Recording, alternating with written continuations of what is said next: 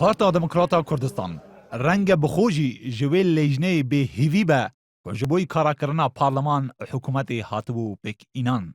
لوما داخواز جه تفگرا گوران دکه دگلوان بجوه. حزب پارتی پاشی جوینا جواتا سرکردایتیا و حزبی داخواز جه حزب گوران کریه دگلوان بجوه. جبرکو پرانیا کار بدستن بلند و حزبی دگل ویننه گوران و پارتی بجون لدم ما سردانا گوران نهات خویا کرن. توقيت محدد نازانم ئاگام لێ نییە شتیوان نییە بەڵام پێمان باشە دابنیشین بۆ دانانیشین ئەگەر ئەمە کێشەمان لەگەر یەکتر هەبی مەفرۆزە دابنیشین و گوێ لە یەکتر ڕابگرن و چارەسەری کێشەکان بکەین بەبێ دانیشتن کێشە چارەسەر ناوێ.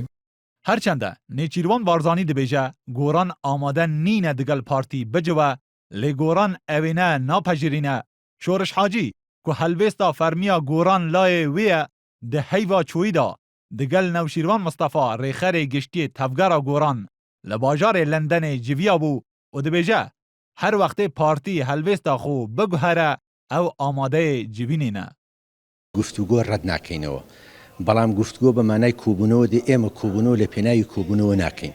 ئەم هەلومەرجی ئەمڕۆی کوردستان کە هاتۆتە پێشەوە بە بڕیارێکی مەکتەبی سیاسی پارتی دیموکراتی کوردستان هاتۆتە کایەوە و بارودۆخی گفتوگۆیان لەبار بردووە. شەرعیەتیان بۆ باڵاترین دامەزراوەی شەرعی کوردستان نەهێشتوەوە. پرۆسەی سیاسیان تێکداوە. ئێمە کاتێک کۆبوونەوە دەکەین کە بزانین بەرامبەرەکەمان هەڵوێستەکانی لە چاو یەکەم ڕۆژەوە گۆڕاوە و ئامادەیە سازان لەسەر هەڵوێستەکانی خۆی بکات.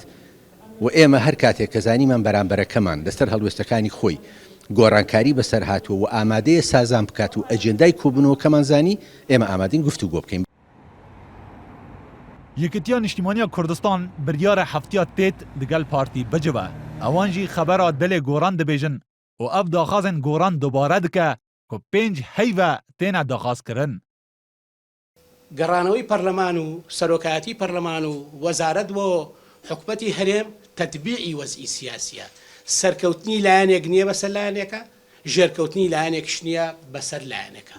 لەبەرەوە پێویستە ئەم وەزعە لە بەرژەوەندی میلەتەکەمان لە بەرژەوەندی خەڵکی کوردستان تەتبیع بکرێت بۆ ئەوەی هەموو پێکەوە تەحملی مەسئولیەتی مێژووی لە بەردەمی میلەتەکەمانە بکەین.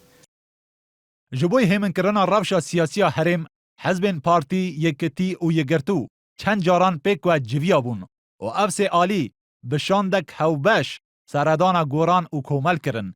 Lê hêşta ew 5 alî neşiyane civînek 5 alî li dar bixin û li ser çawaniya hêminkirina rewşa herêm li hew bikin.